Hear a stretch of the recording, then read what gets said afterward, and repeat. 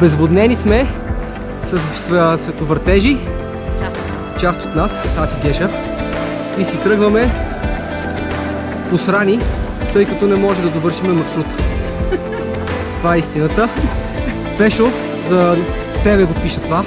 Тоза. Само. Ето натам и беше маршрута, но поради липсата на вода и наистина световъртеж си тръгваме. Еми това е.